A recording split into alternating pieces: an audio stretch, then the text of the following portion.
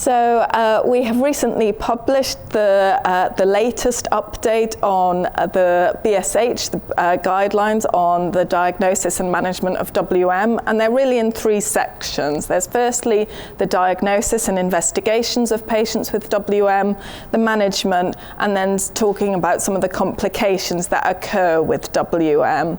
From the diagnosis side of things, the real thing that has been updated compared to the previous guidelines is the use of genomics in helping us understand and define WM as opposed to other indolent B-cell lymphomas. So obviously MYD88 mutation has had a big impact in us being able to diagnose these patients.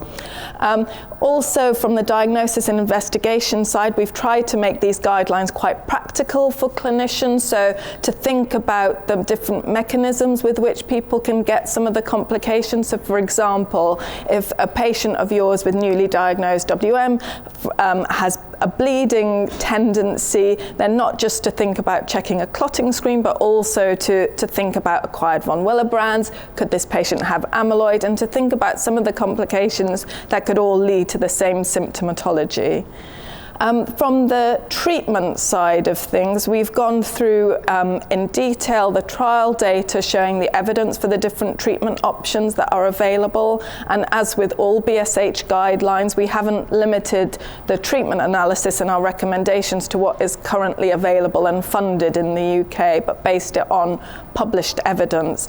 And again, the real paradigm shift compared to the previous guidelines is the advent of the era of targeted therapies and the big change that having the availability of BTK inhibitors have had in terms of therapy options for our patients. And so we've gone through the evidence for the different BTK inhibitors available.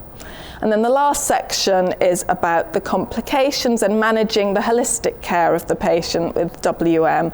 And again, I think there's too many complications that can occur with WM, partly related to the lymphoma aspect of it, partly related to the paraprotein and some of the unique properties of the paraprotein. But there are general advice that we've given and recommendations that potentially would be involving other teams where necessary. So for example, if a patient has amyloid, getting the amyloid center involved. If the patient has neurological symptoms or problems, involving our neurology colleagues, both in terms of investigations, but also in terms of management.